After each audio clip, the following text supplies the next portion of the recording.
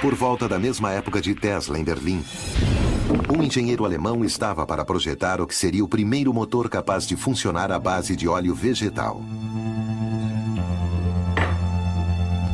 Seu nome, Rudolf Diesel. Foi um homem muito dedicado a entender a termodinâmica dos motores de combustão.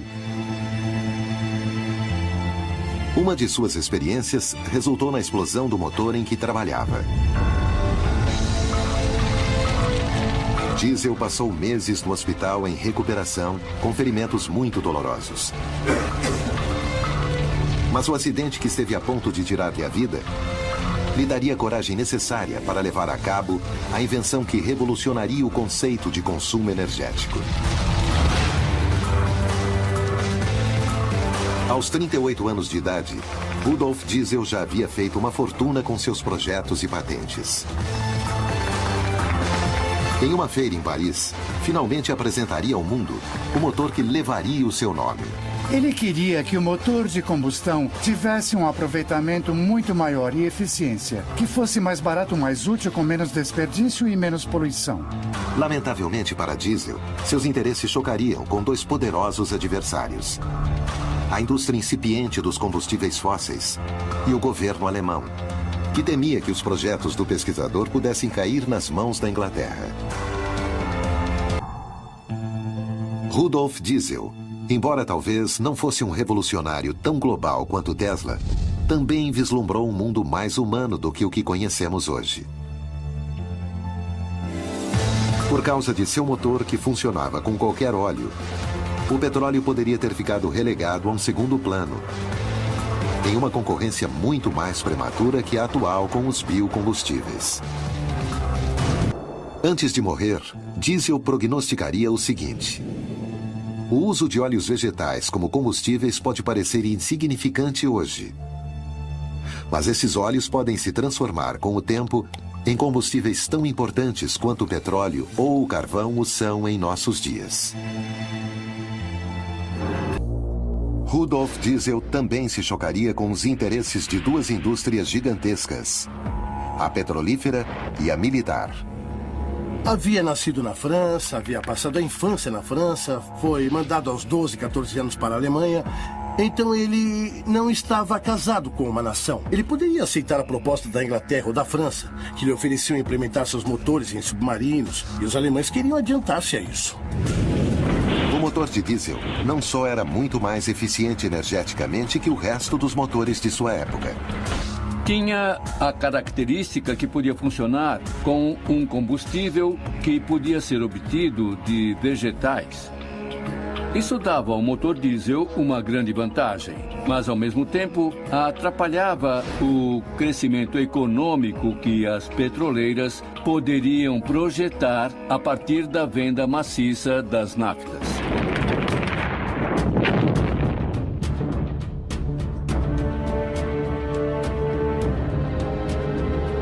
A Primeira Grande Guerra estava a ponto de ser conflagrada, e os interesses pela produção de motores eficazes para caminhões, tanques e barcos eram prioritários.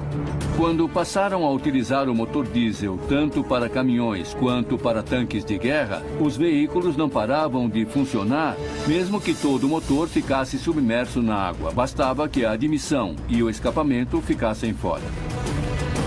Os motores de diesel, devido às suas características, eram usados nos temidos submarinos alemães. A arma mais poderosa naquele momento. O inventor ignorava os perigos a que estava a ponto de se expor. Rudolf Diesel subiu a bordo do vapor Dresden, com a intenção de reunir-se com empresários que fabricavam seu motor em Londres. Naquela noite, jantou no restaurante do barco e retirou-se ao seu camarote por volta das 10 da noite, pedindo que o chamassem às 6h15 da manhã do dia seguinte. Pela manhã, Diesel não respondeu. Ninguém da tripulação tinha notícias dele. Dias depois, outra embarcação de origem holandesa encontrou o corpo sem vida de Rudolf Diesel flutuando na embocadura do rio Escalda.